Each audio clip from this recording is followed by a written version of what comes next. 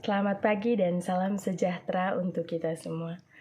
Pada kesempatan ini saya akan mempraktekkan bagaimana cara pengembangan nilai moral dan agama di lingkungan sekolah kami dengan tema keluarga. Baiklah, yang pertama, setiap pagi itu kami biasanya melakukan kegiatan mencuci tangan. Nah, dari kegiatan mencuci tangan itu, anak-anak akan dituntun untuk berbaris. Ketika berbaris, anak-anak akan diajarkan bagaimana caranya mengantri atau menunggu giliran. Ketika teman yang satu sedang mencuci tangan, maka anak-anak yang lain harus menunggu sampai ke gilirannya. Lalu, setelah mencuci tangan, akan diarahkan untuk berbaris. Nah, ketika berbaris ini, anak-anak itu dituntun untuk lebih bisa mengatur diri sendiri. Yang dimana misalnya yang lebih pendek itu di depan dan yang lebih tinggi itu pastinya di belakang. Setelah berbaris, anak-anak akan mengucapkan salam, lalu mereka akan diarahkan masuk ke dalam kelas dan berdoa. Nah, di situ anak-anak akan berdoa sesuai dengan doa yang sudah mereka hafal atau doa yang setiap harinya dilakukan. Setelah melakukan kegiatan berdoa, anak-anak akan diperkenalkan bagaimana atau diperkenalkan cara atau sikap berbuat baik, perbuatan baik dan perbuatan buruk. Di mana perbuatan baik itu sering menolong teman, lalu selalu menyapa teman, lalu ketika temannya minta bantuan dia selalu menolong temannya. Ketika temannya misalnya tidak ada pensil, maka dialah orang pertama yang memberikan bantuan itu kepada temannya. Dan memperkenalkan kepada anak perilaku yang buruk, di mana yang sering memukul teman itu tidak baik, lalu di mana yang sering mencubit itu juga tidak baik. Pokoknya setiap harinya akan diperkenalkan bagaimana cara berbuat baik dan berbuat buruk kepada temannya.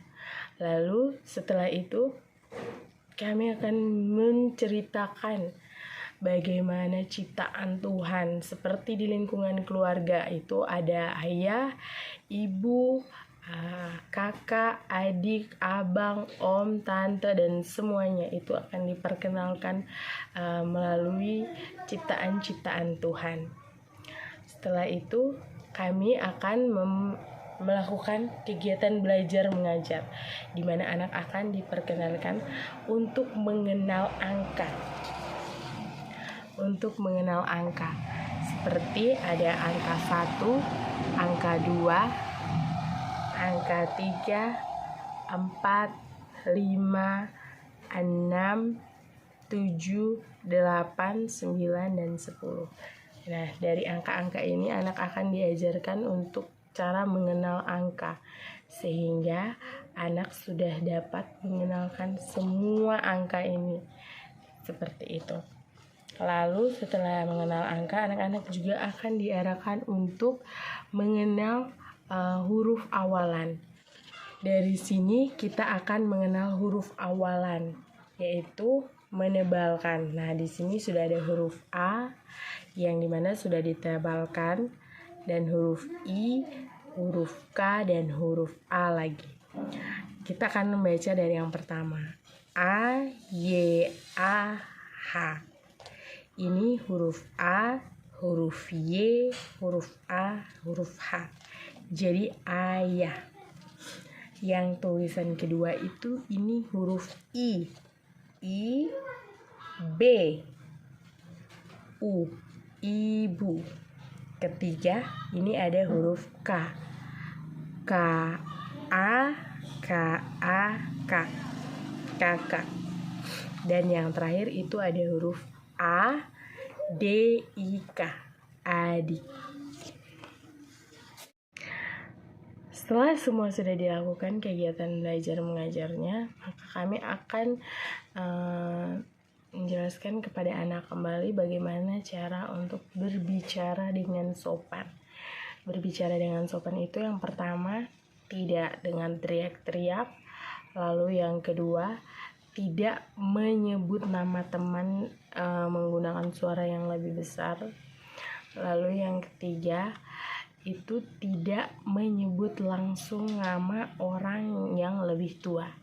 Misalnya itu Rika lebih tua dari Aldo.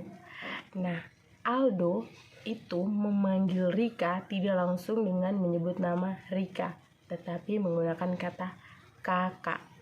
Nah, di mana Aldo harus memanggil Rika dengan sebutan kakak. Lalu kami juga memberitahu kepada anak bahwa tidak baik memanggil paman itu dengan sebutan nama. Misalnya, Aldo ini mempunyai paman yang bernama Ali. Nah, Aldo tidak boleh memanggil Ali dengan sebutan Ali, tetapi harus memanggilnya dengan sebutan paman.